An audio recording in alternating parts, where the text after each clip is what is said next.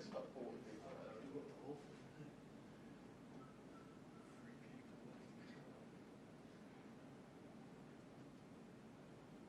That was how many were there when he arrived. Probably the same people.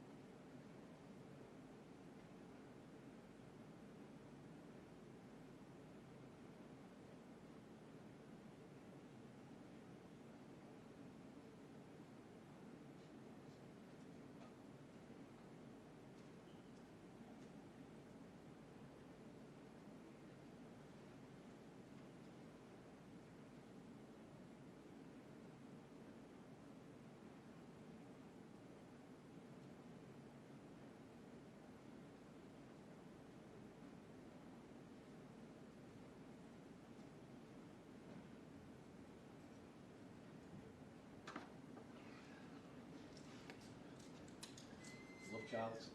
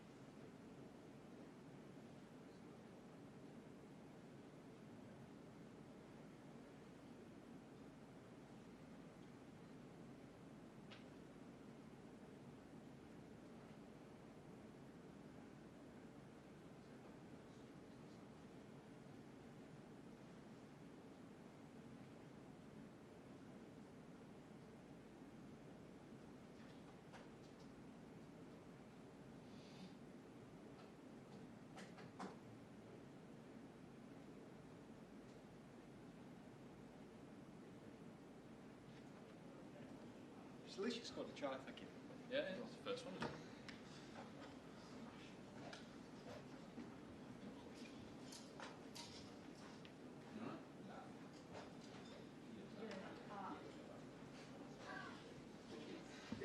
Very fun. That's going to be might be the longest day of my life. You heard.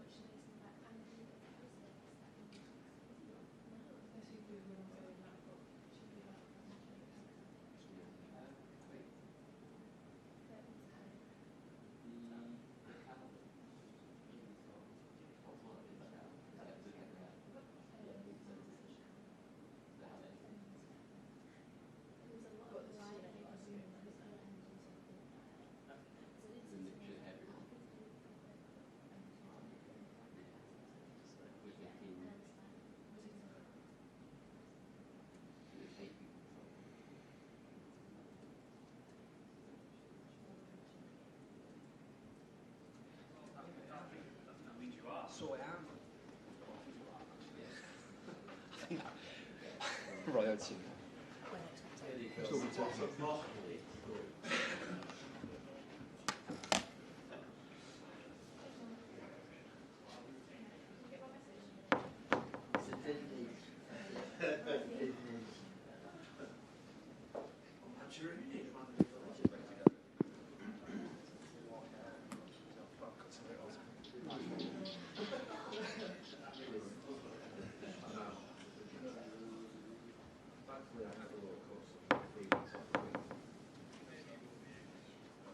So, yeah. You have to think outside the box, I think. Yeah.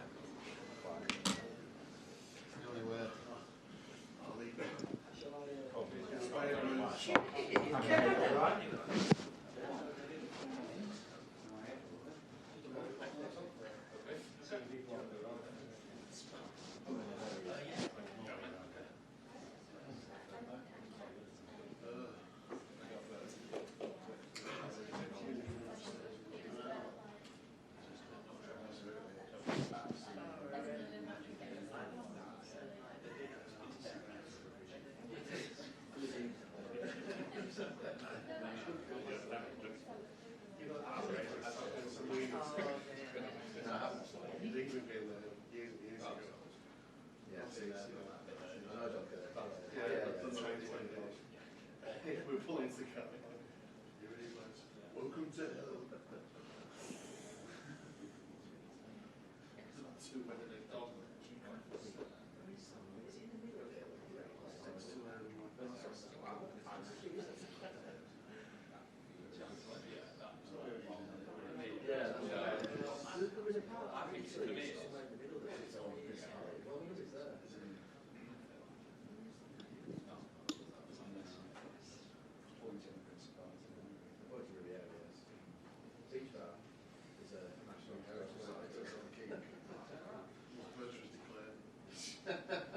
Rimini, that's where it's near Rimini. Oh, really? Okay. That's where we stayed. 35. Very nice.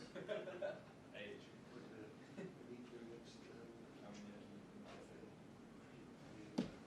Cricket.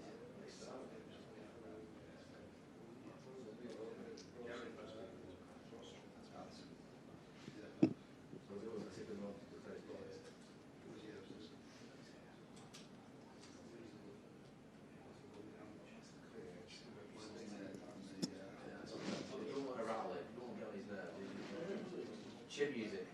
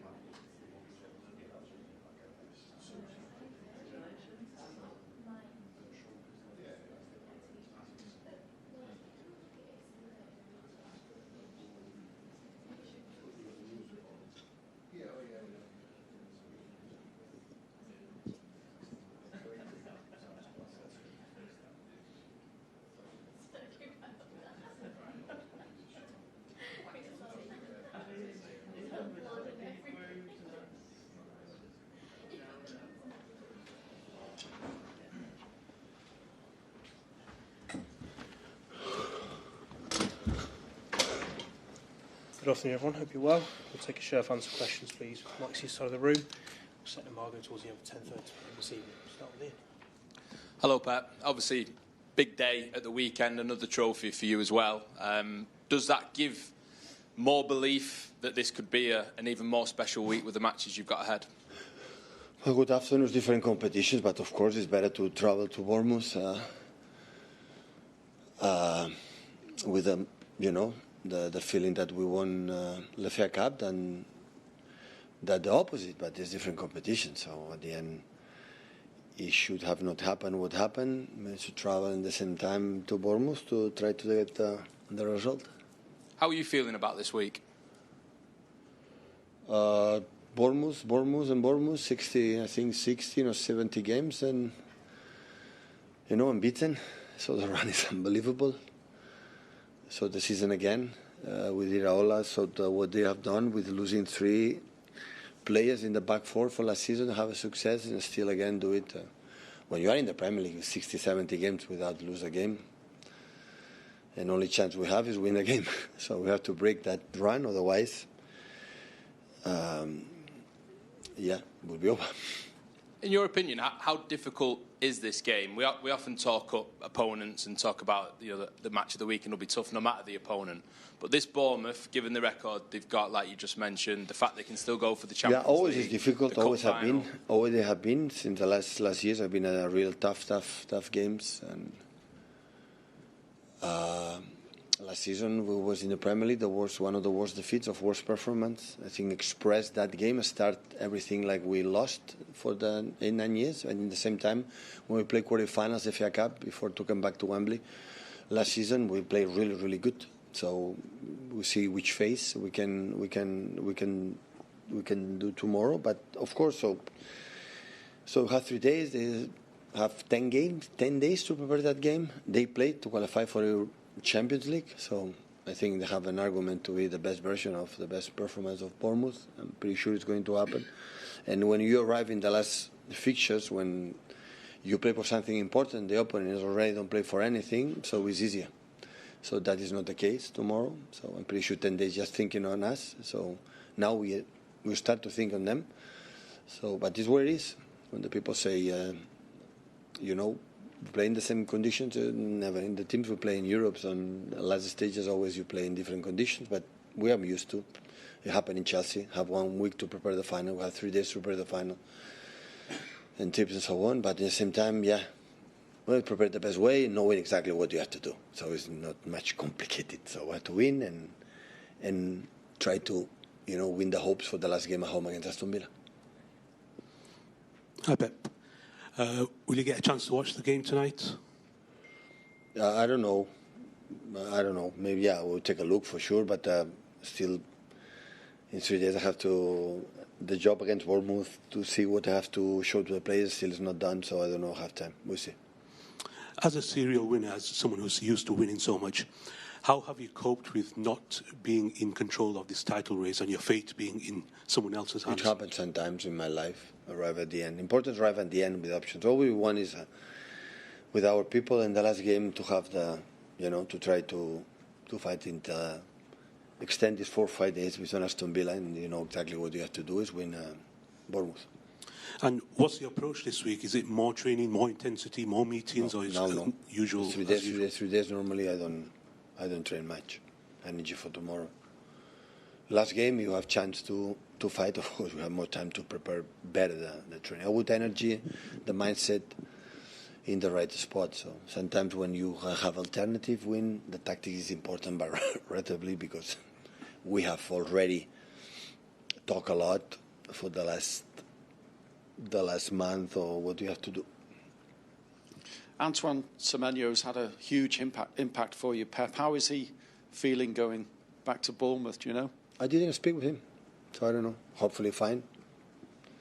And hopefully in the good mentality and good mindset. It's not easy sometimes to come back a place like you were so appreciated, and had an incredible good performance with his old mates, old manager, staff. So, but hopefully he knows that what we are playing for. Does it help you that Bournemouth still have an awful lot to play for, going for Champions League? It makes it almost like a one-off game that both teams need to win. Yeah, absolutely. That is another difficulty that we have. Good spirits, everybody? I know you said there was no time to celebrate, but everybody totally focused, concentrated? Yesterday, my recovery. Now we're going to train this afternoon, and yeah, I hope so. We'll be ready. Hi, Pep. Well, it would appear you have a fully fit squad now. Is that right? Yeah. Well, how good is that, Tim, to get to this stage of the season and not have any injuries? Unfortunately, it could not happen 6 months ago. So, but it happened during the season with this calendar and everything. So, it's what it is. Pep, on tonight's game, a lot of people write off Burnley, but they have drawn at Bournemouth, they have drawn at Liverpool, they have drawn at Chelsea. Have you any motivation or any thoughts on what they can do tonight to do you a big favour ahead of your matches? Here in England, the teams always do the best. You know, look for example, Leeds is already safe and playing against Spurs away and behave incredible and take a draw. Brighton is playing for even competition. Yesterday they beat him. So here in England, all the teams, they do the best to win. In that sense, always is so loyal. So I don't have any doubt they would try. So no doubts. And when you're saying about, you might watch the game, you might not, you don't know yet because you have so much to do. I just wonder, do you get nervous even at this stage in your career about these things? Because you're used to matches and what you have to do, but with Arsenal playing, do you get nervous about maybe the last stages of the West Ham game or what might happen tonight? No, the normal one. It's nice to have the feeling that a little bit, but under control, I would say. So in the beginning, my stages as a manager was more anxious, a little bit more anxious and nervous. And now it's just focus and prepare what they have to tell to the players, what they have to training, which players you have to use, which players you have to the bench to make a good impact. So this is the point.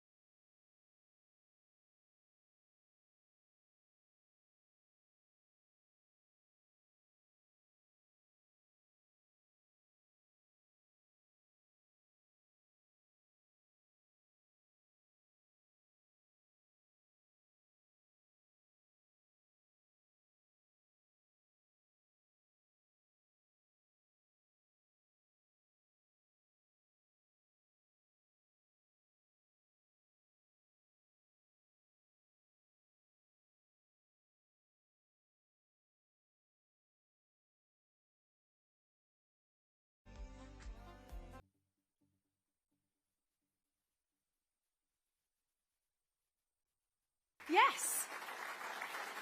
Good afternoon, everybody. My name is Anita Rani, and it's my absolute pleasure to welcome you all to the Leeds Royal Armouries. Right, first of all, some general housekeeping. There is no fire drill or fire alarm today, so if the alarm does go off, then it won't be a drill. We will have to follow the museum staff who will lead you out in the right direction. So that's the housekeeping out of the way. Secondly, how to... basically can't deny that I'm in my 40s anymore, so the specs are coming on. Here we go. So, the Great North launched a year ago in this very room in May 2025 and made a commitment to delivering an investment summit for the North. This is the first ever forum dedicated to promoting the North of England collectively. I think that deserves a big round of applause, don't you? And a woo. So this is in collaboration with His Majesty's Treasury and Office for Investment. The summit responds to growing calls from business and civic leaders for a dedicated, place-led, investor-focused event to unlock the North's economic potential. So here's a few stats for you about the North. 16 million residents. Okay, my country file is pricked up when I saw this one. 5 national parks covering 7,000 kilometres squared. 50% of England's renewable energy is generated by the Great North. And 70% of England's mountains, moorlands and heaths. So there you go, some nice stats. Now, for those of you who don't know my connection to the North, I am Bradford, born and bred. I'm very proud. Come on. How do you know if someone's from Yorkshire? They'll tell you within the first 5 minutes. So my grandfather moved to the UK in the 1950s. My dad was 4. Those of you who watched me and my dad on Race Across the World will have seen my Yorkshireman father thrive in an environment where we had to stick to budget with the catchphrase that very quickly became, "How much?" So my granddad moved to Bradford, worked in the mills. This is a really common story for the South Asian community in the 80s, because a lot of us worked in markets and the rag trade, and my parents set up a manufacturing business. And then his granddaughter, just 2 generations later, finds herself at the heart of British broadcasting. Or, as John Craven said to me, "Anita, we're doing missionary work for the North." I like it. And it does, I must say, give me great pleasure to present Woman's Hour with a Yorkshire accent. 3 years ago, I was given a huge opportunity and a great honour to give back to the city that I'm very proud of being from by becoming the Chancellor of the University of Bradford. But I actually went to Leeds University, which is fine because we're all one North. And I have to say I had the best time in this city, and thank God we didn't have phones with cameras in the 90s. We'll leave it at that. So it is my absolute pleasure to be here, so thank you for the opportunity. You're going to be hearing from some really important speakers. We've got a great few hours lined up ahead, and I just want to say that, you know, this is an opportunity for us all to have great discussions, talk to one another. So every session that will be taking place will be as informal as you would like it to be, because we are the North and we are all friends. So without further ado, let's bring on the first of our speakers. I would like to invite today to the stage Mayor Tracy Brabin.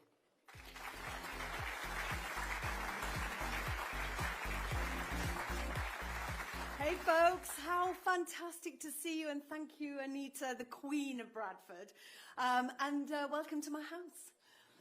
It's great to see so many of you here, and I also want to thank the Queen of the North, Kim McGuinness, for leading the charge for the Great North on your stewardship, and of course for NatWest for the sponsorship for this event. So, fellow mayors, leaders, businesses, investors, partners from across the North and beyond, you are so welcome. I'm so delighted to host the landmark moment, the historic moment, here in the heart of West Yorkshire, opening the doors for what I believe will become one of the most important conversations for Britain's economic future. Now, for too long, the North has been spoken about as a problem to be solved. Today, we are flipping that on its head. The North is actually the answer, to the UK's productivity challenge, and it's creating the next generation of jobs, shoring up our nation's critical supply chains, delivering energy security, showing where return-seeking capital can genuinely find scale and opportunity. Now, if you wouldn't mind indulging me for a moment, I want to talk about West Yorkshire, the region that you're in here right now, because the opportunities seen here are echoed right across the north. Brownfield sites at scale, ready for development, anchor investments from globally significant businesses, world-class universities, research institutions, brand new transport investment, unlocking labour markets that have been held back, as we all know, for decades, unlocked through serious government reform, moving power from Whitehall to locally accountable leaders. Here, we are home to 2.4 million people, an economy of over 74 billion, and the largest financial and professional services sector outside of London. We like to call ourselves the City of London's funky younger sibling. We are the disruptors, the pioneers, and the innovators. We have 7 universities, 7 further education colleges, the largest cluster of higher education outside of London, one of the country's youngest populations, and a stellar capital delivery record, £7 billion of development in Leeds alone over the past decade. But what makes this moment different is not what's happened in the past in the rearview mirror, it's what is coming next. Microsoft chosen West Yorkshire for one of the largest hyperscale data centre investments in the country. The Leeds Innovation Arc, £2 billion worth, a pipeline of health and life sciences development, the largest health innovation cluster in the north. Leeds South Bank, one of the most significant urban regeneration opportunities anywhere in Europe. And underpinning this, the West Yorkshire mass transit system is coming, and it will be a tram, everybody. The largest local transport project in the country to reshape how people, talent, and ideas move around our region. These are not aspirations on a slide deck. They are live opportunities, committed investments, scalable in a way that few places in the UK can match. And versions of this story are replicated in Greater Manchester, in the North East, in Lancashire, across every single part of the North. For example, Liverpool City Region and Greater Manchester delivering transformational growth in advanced manufacturing, digital technologies and life sciences. The North East leading on the clean energy revolution. And across the North, we are at the forefront of the UK defence with excellence across South Yorkshire, Cumbria, Lancashire and elsewhere. And so many more. And that's the point. This summit is about something bigger. Through the Great North, we as mayors have built a partnership that speaks with one voice to government, to investors and to international markets. After today, when investors look at the North, they won't see fragmentation. They'll see a coherent, connected economy of 16 million people, 8 mayoral combined authorities, world-class universities, leading positions on AI and clean energy, advanced manufacturing, life sciences, the creative industries through the Great North Creative, backed by government with all the institutional capacity to deliver at scale. So today is historic. It's the moment that we collectively put that offer on the table. And the size of the prize is immense. And I know we are all ready to grasp it. Lastly, before I hand back to Anita, can I just say thank you to all of you for being here today, particularly our investor partners. Thank you for being part of this historic new chapter. The conversations we begin here will shape the next decade of northern growth. The North is definitely open for business, and West Yorkshire is proud to be hosting the start of the next chapter. Please have an inspiring and productive day here at the Armouries. Fittingly, the first national museum to move its HQ out of London, right here in the heart of Leeds. So, as I see you all around over the next few days, please come say hi and be part of this extraordinary historic moment and the story that the Great North is coming. Thank you.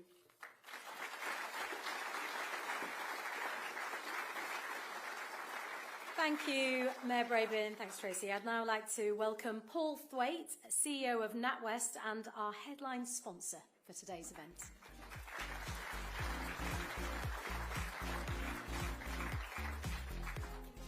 Thank you, Anita. Thank you, Tracy. And good afternoon, everyone. It won't take long for it to become pretty obvious that I grew up in Liverpool. And doing so in the 70s and 80s means I saw a local economy need to reinvent itself. In the 90s, I moved to Manchester, and as a student there, saw it become a cultural powerhouse built on creativity and on new industries. And through my career at NatWest, I've seen millions of customers across the north turn their ambition into action. New ideas, new businesses, and new growth. Only this morning, I met with our customer Iliad, a high-growth business based minutes away in City Square, and I saw that entrepreneurial spirit in action as they developed new AI-led payment strategies and winning global business from here in Leeds. And I don't underestimate the very real near-term challenges, but I've seen firsthand what the North is capable of, and I'm confident that it is one of the most compelling places to invest in the UK today. Because across the North, you can feel something building, a concentration of ideas, of talent, backed by growing confidence and, importantly, ambition. And I agree with Tracy. The North should not be thought of as a policy challenge to be fixed. The region is a growth engine driven by innovation, scaling businesses, and sectors that compete on a global scale. And of course, our story has deep roots. The North has always been at the heart of the UK's economic strength. From the Industrial Revolution, when growth was driven by decisions taken close to industry, to the infrastructure that connected regions and unlocked trade. As a bank, we've been part of that story too. In 1891, before my time, we helped finance the Manchester of our time. Because even then, growth depended on two things: local ambition and the capital to deliver it. That remains true today. What's changing is how that ambition is expressed through metro mayors, combined authorities, increasingly acting as the economic architects of their regions. And that's why fiscal devolution matters. Because this isn't just an abstract policy debate. It's not simply about rearranging responsibilities. Fiscal devolution is an investment multiplier. Our research shows that around 2/3 of business leaders believe giving regional leaders more control over funding decisions would increase investor confidence. And a similar proportion say they would be more likely to invest locally if regions had stable, long-term funding settlements. So this is about more than governance. It's about turning good ideas into investable propositions, which is why I think the publication of the North Investment Prospectus today is so important. Creating the certainty in the pipeline that capital needs in order to flow. And when you combine local decision-making with real financial power, you create the conditions for growth to accelerate. We know that growth doesn't come from capital alone. It comes from building the right ecosystem around it, the skills, the support, and the pathways that help good businesses start, scale, succeed, but importantly, stay. That's why we're investing in innovation right across the North. Through our accelerator hubs in Leeds, Manchester, and Newcastle, we're supporting entrepreneurs to turn ideas into scalable businesses. Through specialist services such as our intellectual property lending and our venture banking presence in Manchester and Leeds, we're helping high-growth companies access finance that reflects the value they are building and the expertise they need to compete globally. And through new partnerships with universities such as York, we're helping turn world-class research into real businesses. Because our role isn't just to finance growth, it's to connect the capital with the local ambition and help scale it over time. And we've been doing that in the North for many years. Today, we support over 4 million personal customers across the region. We bank around 230,000 businesses here from small firms to mid-sized corporates to major corporates. So we are deeply embedded in this economy, and that place-based approach really matters. Because as many of you know in this room, the economy of the North is not uniform. It's a set of diverse, whether that's Manchester's digital and service economy, York's research and innovation base, Newcastle's energy and life science clusters, Sheffield's advanced manufacturing, or the thriving fintechs here in Leeds. Understanding those differences and backing them properly is what drives real growth. And that's why partnership matters. We're working closely with the Metro Mayors and the combined authorities here today, aligning with their strategies and helping bring capital to where it can have the greatest impact. Because growth depends on strong local foundations, homes that people can afford, transport that connects people to opportunity, and infrastructure that helps businesses to succeed. We're a major financer of social housing, supporting the delivery of homes and communities at scale. We support transport and infrastructure that connects towns and cities and unlocks productivity. And we are backing the transition to more sustainable, energy-efficient systems, from retrofit to clean energy and electrified transport, because they are the fundamentals that underpin long-term growth. And today, we're taking that further. We're announcing a new 20 billion commitment to support the investment being planned by combined authorities across the north of England. Over the next decade, this will increase our lending and help mobilise additional capital into the region. Because what we are seeing is a growing pipeline of investable opportunities across housing, transport, energy and wider infrastructure. Delivering those opportunities at scale will require deeper public and private partnerships between combined authorities, governments, partners like the National Wealth Fund, the British Business Bank, banks and long-term investors. That's why we want to play a leading role, helping turn regional ambition into investment delivery and long-term growth. And we're already seeing what that looks like in practice. In the North East, we're supporting Teesside-based 13 Group to retrofit their portfolio of social housing properties, benefiting thousands of customers by making their homes more energy efficient. Here in West Yorkshire, we're backing Leeds Bradford Airport to deliver its long-term growth strategy while undergoing a transformational regeneration of its terminal, enabling the airport to expand passenger capacity by 2.5 million to around 6.8 million passengers by 2030. Different places, different sectors, but the same momentum. Of course, we recognise this year brings its own challenges as households and businesses navigate uncertainty. But as a bank rooted in these communities, our job is to support customers through those pressures, because long-term growth depends on resilience in the short term. But when you take a big step back, the direction of travel is clear. The North has always been a centre of industry and innovation. Today, it is becoming a centre of modern, scalable growth. And with fiscal devolution on the horizon as a multiplier for investment, with strong regional strategies in place, and with capital flowing more effectively, the momentum is only getting stronger. The North isn't a future opportunity, it's a growth story happening right now. And our job, as a bank, as partners, as investors, is to back it. With conviction and with partnership, I've seen and I know what the North is capable of, and I believe in its future. Thank you.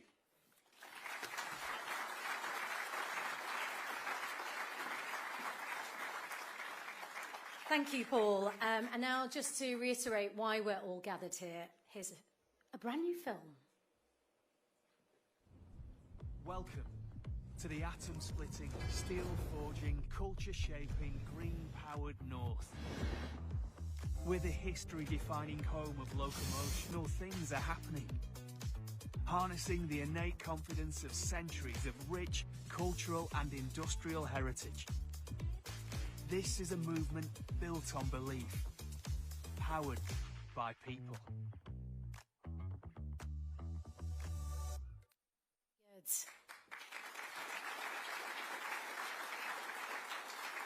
Genuine question, though. Does this mean that we have to put to bed the great kind of, right side of the Pennines, wrong side of the Pennines that's been going on since the War of the Roses? I'm not sure I can give that up quite yet. Anyway, on to our next guest. I'm delighted to introduce to the stage North East Mayor Kim McGuinness, Chair of the Great North, or as Tracy described her, Queen of the North.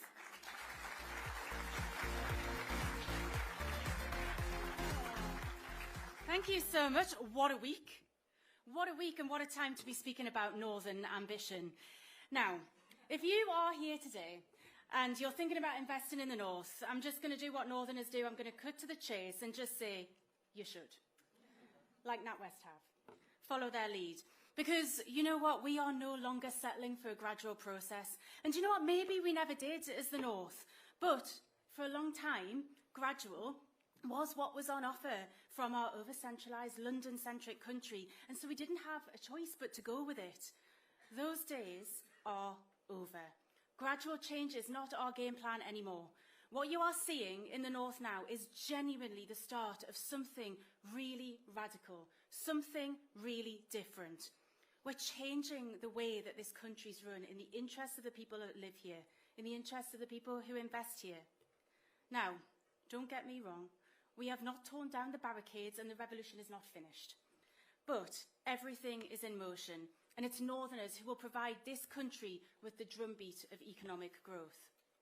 Already, over the last 2 years, we've seen more than £60 billion committed to the North in government funding and private sector investment, and you can add NatWest money to this from today. That's forging a new path for trains, turbines and trade.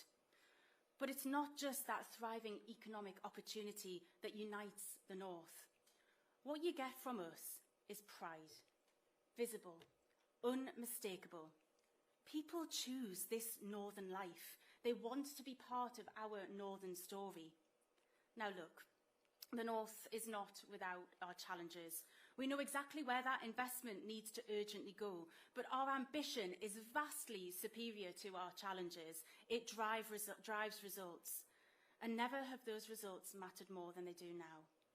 This week of all weeks, I don't need to tell you that our politics, not just in Britain but across the West, is in a prolonged crisis of trust, because the fact is that people simply do not feel heard. Mayors, like those that founded the Great North, are a solution to that challenge, part of the solution anyway.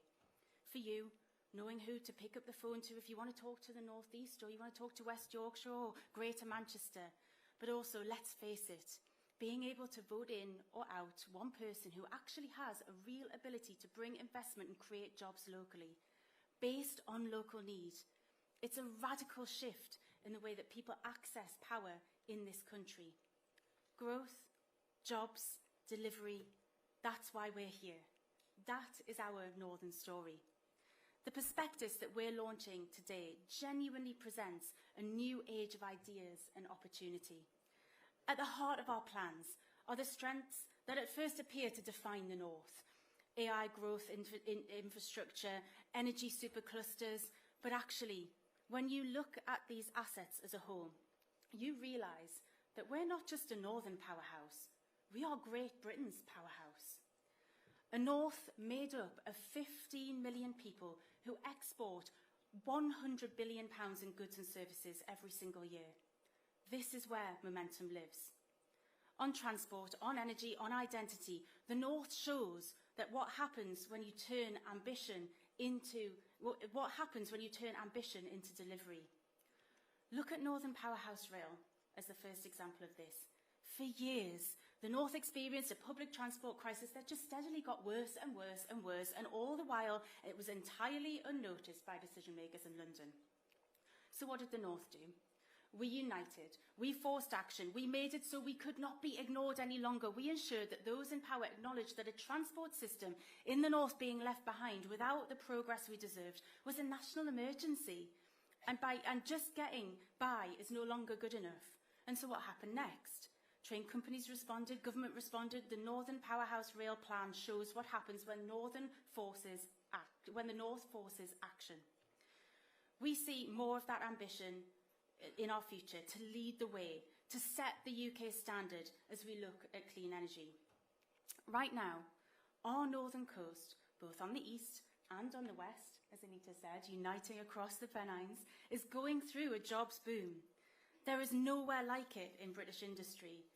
Take the politics out of it. Put aside the chat about net zero if you want to, or the obvious fact that in a time of global uncertainty, renewables are the path to security, or what it does or doesn't do to bring down energy bills. Forget all those arguments, and what you are left with is thousands of jobs and an investment opportunity like nothing else.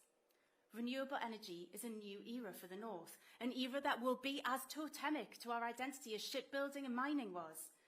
And right now, there are companies across the planet looking to the north of England and our energy investment potential. And I know that from meeting some of them myself face to face, just like other mayors have. And I'll tell you now, as bluntly as I can, while America under Donald Trump is turning its back on green energy and the jobs it brings, the people of the north will take them all with open arms. And that's just the wind turbines. Tidal power, hydrogen, nuclear, the north is the UK's energy story. Together we provide 60% of England are at an end. And the wisest firms here will see how things are going and they will back us now. But nothing, nowhere, tells the story of a north greedy for success more than culture and sport. Now, I love a little trip to London, don't we all? And I'm sure that quite a few of you have come here from London. But it could never be home. And honestly, I don't think it's any longer the home of UK culture, and I don't even mind saying that to Sadiq. The North has got so much more energy.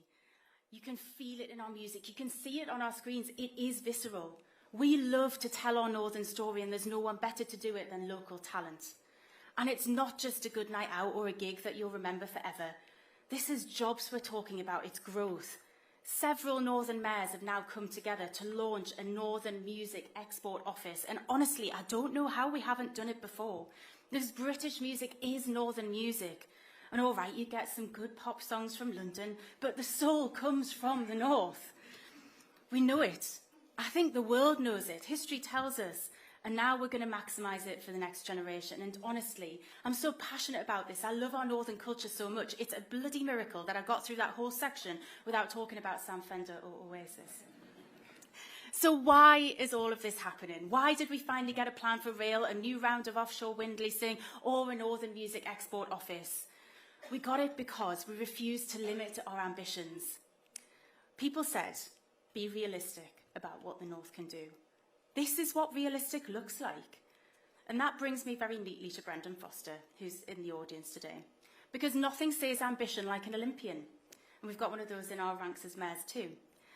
It's why we're so proud to have him as the founder of one of the founders of the Great North, alongside being the founder of the Great North Run. Northern ambition knows no bounds, which is why the North is proudly uniting behind a bid to host the Olympic and the Paralympic Games.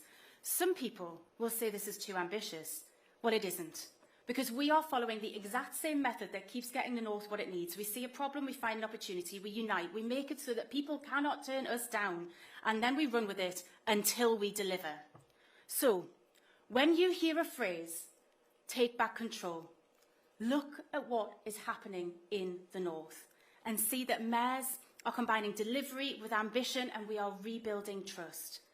That's why I'm so happy that we're already making incredible progress with our Olympic ambitions. Only a year ago, the North got together and said, this needs to happen. And now we've steered government our way with a feasibility study to be carried out looking specifically at a Great North Olympic bid. And that really is the story of the North. Delivering today, preparing for a stronger tomorrow, taking back control.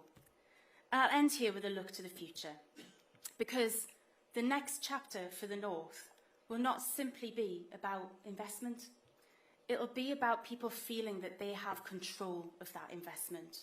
Whether it's better railways or thriving high streets or, dare I say it, publicly controlled utilities, a vital thing that people locally feel they have a say over. With a mayor, you have a delivery vehicle with take back control built into it. And my message to government is to be much bolder while working with us, to reshape this country, to go further and build a local voice into our economic model, into government. Just look around you in the North and see what devolution has achieved so far. Our rail plans, our clean energy boom, the cranes in our sky, the businesses choosing to invest and grow here, and this is only the beginning. So thank you so much for being a part of it. And now, it is my pleasure to welcome to the stage a man who you've probably seen in the news a little bit recently. I don't think he's wearing his shorts today, but I'd love to welcome Andy Burnham, Mayor of Greater Manchester.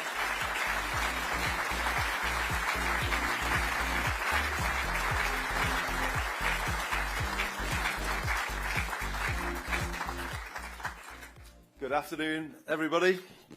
Good to be in Leeds. Nice to see you all. And thank you, Kim. Amazing speech and lovely introduction. It's good to join you at the Great North Summit to reflect on the progress we've made together in the last decade, our first decade of devolution in the North, and also to set new ambitions about where we go in the next decade. We are the Great North. We are on the way back, but we all know in this room we can be even greater. And that's what we're going to be. That's our mission, to make it so, to revive it, reindustrialise it, and celebrate that newly resurgent north of England in the spotlight of the world's attention at the 2040 Olympic Games. Where are you, Brendan? No pressure, but we're counting on you. Oh, you will. You certainly will. But you've put us in an amazing place. You gave the mayors the ambition to start thinking this way, and here we are. Here we are. It's brilliant. And thanks to the government for their backing for the idea. And it can happen. It can happen. It is possible. But only with big changes now to the way this country is run. And that's what I want to talk about today. As you've probably worked out, I think you know where I'm going now, don't you? Makerfield is no ordinary by-election. I'm getting plenty of advice about what I should do, the main piece being, for God's sake, get some new running shorts. If you've got any, Brendan, send them my way. I believe the by-election is very necessary. In my view, the time has come for a much bigger debate about how politics needs to change if it is to work properly for the north of England, because it doesn't. It doesn't. And this is what we've got to focus on. People are losing faith in politics. More than anything, that's what people's votes were saying on Thursday, the 7th of May. They deserve a bigger response than politicians have given them before. And that's what I intend to provide in this by-election like no other. My core argument is this. Britain, if you look at the last 50 years, Britain has been on the wrong path. 40 years. 40 years on the wrong path. A path that has damaged communities across the north. The deindustrialisation of the 1980s was devastating for places across Makerfield, like Ashton in Makerfield, Orrell, Winstanley, Hindley, Plattbridge. But you know, you could reel off the same place names, couldn't you, in your communities? You know exactly what I am talking about. The draining away of economic, social and political power from these places, left adrift. That's what happened. But that deindustrialisation was then compounded by deregulation, privatisation in the 90s, and austerity in the 2010s. It all adds up to 40 years of neoliberalism that have not been kind to the north of England. 40 years of trickle-down economics that did not, in the end, trickle down very much at all to Plattbridge or Hindley. In fact, that system has siphoned wealth out of those places and into the hands of people for whom life was already very good. It created an economy that didn't work for most working people. It led to the loss of good jobs, the decline of our high streets and the neglect of our towns. It led to people paying over the odds for the daily basics: energy, housing, water, transport. And in the 2000s, and particularly in the 2010s, our councils across the north of England were stripped of the resource and power to do anything about it. They just don't have the agency that they should have to protect people from these changes. And that's the broken state of local government in England that we see right now, but is particularly felt in councils across the north. You know the truth of what I'm saying. It's left us in a very bad state. If politics can't fix something as simple as a pothole, you've got a very big problem. Why should people have faith in the ability of politics to do anything if it can't do something as simple as that? And how unfair is it on those councillors who work hard in their communities and then just get swept away because of the failure of national government to protect local government and give them the ability to make basic improvements in their communities? It's not right. It's just not right. It needs saying that it's not right, and I'm here to do that. We just need a completely different relationship between national and local government.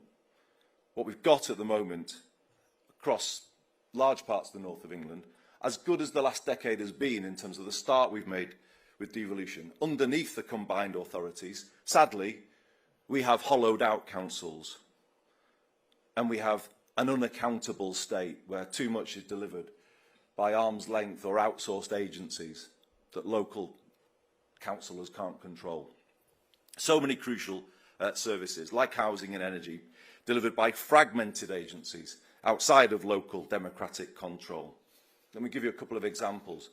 In recent times, we have experienced severe repeat flooding in Plattbridge, Bickershaw and Ashton.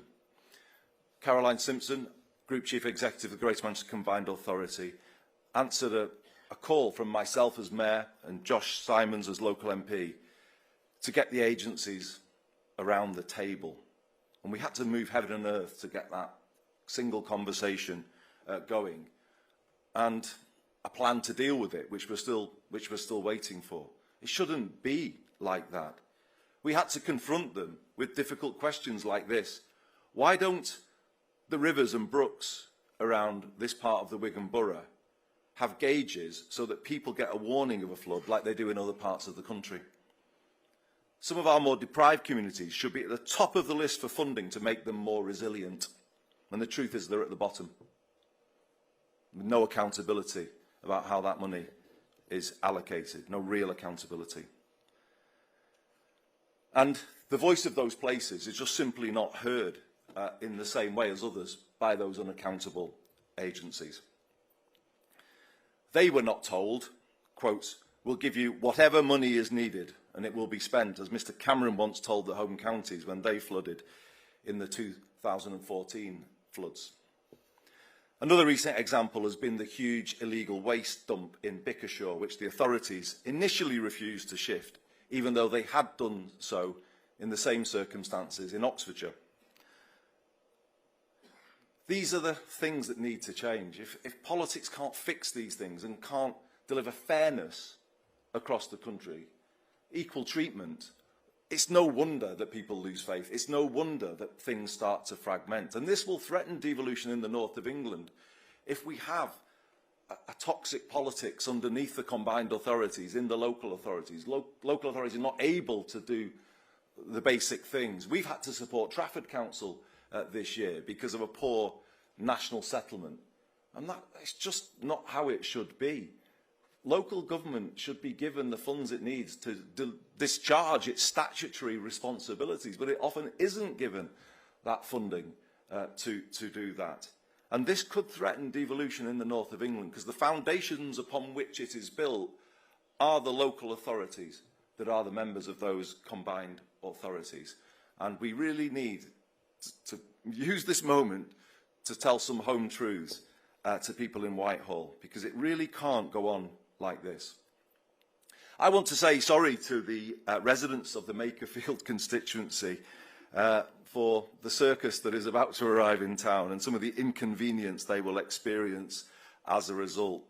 But on the other hand, I want to say this to them as well. I hope you feel it's a good thing as well that the places that make up this constituency, long forgotten by national politics, finally are at the centre of the national debate.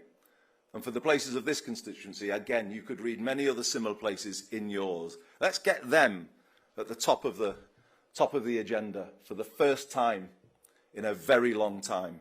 And that's what this by-election will hopefully succeed in doing. My plan for Makerfield will be ambitious, and it will show how we lift up its people and places over the next decade. It will involve action to make the basics of life more affordable, like rents, bills and fares. All rail stations and services in Makerfield coming into the B network and leading to a big reduction for people in the cost of public transport and the cost of travel. It will involve the reindustrialisation of our part of the world, for instance, through the work I am doing as Mayor to bring modern manufacturing to the PPG site in Hindley Green. Changes to education to make technical education the equal of the university route and give young people new paths into good jobs. How wrong it is that for the best part of 30 years now, the debate in education has all been about the university route, and the whole system has been built to support the university route. What about those millions of kids across the north of England who want technical qualifications, who want paths into good jobs and support to get to those jobs? What about them? Who has been speaking for them and their life chances in recent decades? They've been written off. They've not featured in the national political debate. That is one of the things that this by-election is going to change, because I've been speaking about them. I will continue to speak about them and their aspirations and their life chances. And that is a big way in which politics needs to change. Not just sending messages into the middle ground of voters, but speaking for all people, and particularly kids, who most need politicians to focus on their life chances, which is what we've been doing in Greater Manchester. Thank you. I will make the building of more council homes part of my Makerfield plan, building on my work as Greater Manchester Mayor. And I want to come back to where I started with, how do we make this work? And then how does this become a template and a settlement that works for all of the combined authorities in the north represented in this room, doing great work. And as far as I'm concerned, on the same path as Greater Manchester. We're all working more and more together. And summits like this bring out that collaboration. And I think we can all go so much further in the next decade if we're set up to do so. We've proved the concept, haven't we? We've proved it works. We have proved that we are doing more for our communities than Whitehall ever did for us. They never even had an ambition for the different parts of the north. It took devolution to give us the ability to set an ambition and then to go towards it. But think about what we could do more with a more determined approach in the next decade. The things I've just outlined will only succeed with serious rewiring of this country to transfer power and resources back to local areas. And that's what I want to do if I am returned to Parliament. It depends upon maximum devolution of power and resources from national government to local government. And I want anyone, obviously, from the national system to really understand that. We can't have this halfway house anymore, where something gets devolved, but none of the people get devolved, and they sit there marking the homework of the combined authorities and finding new ways of putting pressure on us to do something that they want. It's time to trust the regions of this country, free them up, let them get on with the job. It means less delivery through unaccountable national agencies, and it means more things coming under local democratic control, like our buses. We can't go on with a bloated national state and a malnourished local one. It is time for public servants to be transferred into local authorities and combined authorities to give them the capacity and the agency to get things done. This is how we underpin the next decade of devolution in the north of England. It's the type of change I want to see for the people of Makerfield. The positive energy it will unlock will be huge. It will bring people back together, get places like Makerfield working, and move us beyond some of the divisive debates of the last decade. My view is that Brexit has been damaging, but I also believe the last thing we should do right now is rerun those arguments. Britain will be stuck in a permanent rut if we're just constantly arguing and people are pulling away from each other. It is time, surely, isn't it, to bring people back together, to focus on what we've got in common, to get the growth coming to all places so it's felt there. That is what we need in this moment. And it's really important that whatever comes out of this by-election, there's a more kind of unifying feeling about the change that we need to work towards. I am not proposing that the UK considers rejoining the EU. I respect the decision that was made at the referendum, and it's going to undermine everything I've said about strengthening democracy if we don't respect that vote. If we are to unify communities and the country, it means focusing on the big economic challenges we have, the structural problems that I've been talking about before, the fact that we gave away so many of the levers of economic power when we deregulated and privatised.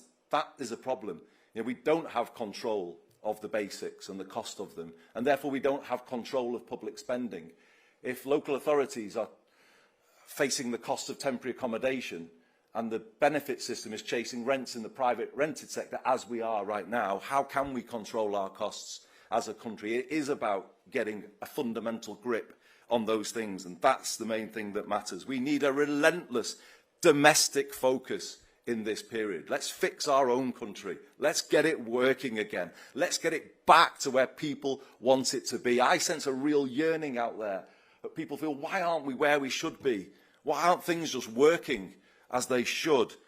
And that's what I think has to be our focus now, fixing the fundamentals of our own country rather than plunging into another divisive debate about a relationship with other countries.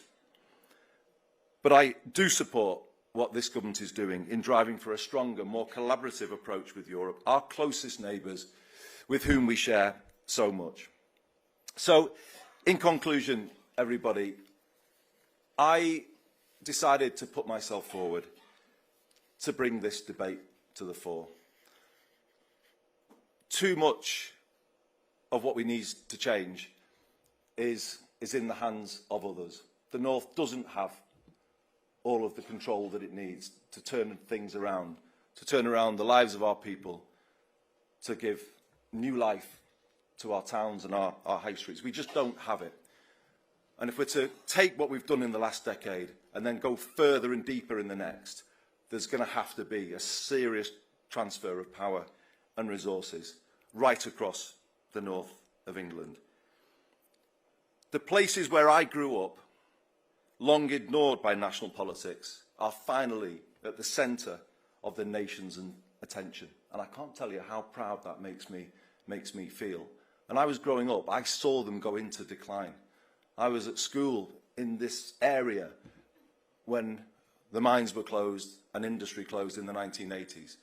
And they've just not recovered any time since. So to have them now, through this by-election, under the spotlight, that does make me happy, because the people there can now rightly demand of Westminster, Whitehall and all of the political parties, what are you going to do for us? And they all have to answer that question now because of this by-election. And then the public will be able to choose between the answers that they are given. And that's how it should be. We're putting power back in their hands, and people need to justify what they believe to the people of these communities. All of the parties standing in this by-election need to set out clearly how they would change things to change life in Plattbridge, Abram, Bickershaw, Hindley, particularly those parties to my right who were all cheerleaders for the Thatcherite policies which laid us low in the first place. Will they now disown them? Apologise for them? We'll be waiting to hear. I am clear about what I am offering. If I get to stand, a vote for me will be a vote to change Labour, because Labour needs to change if we're to regain people's trust. It'll be a vote to make life more affordable again, a vote to power up places, a vote to re-industrialise. This is the choice in this by-election. Do you want Makerfield and the North to stay on the same path it's been for the last 40 years? Or do you want a new path which brings the country back together and makes it work for everyone? I know why I'm standing. I know what I'm offering. I know what my party has offered in the past has simply not been good enough. The loss of faith of voters across the North, so many of whom once saw us as their natural party, is our fault and nobody else's. I want to help fix that, and I hope people will give me the chance to make that case. Thank you very much indeed for listening, everyone.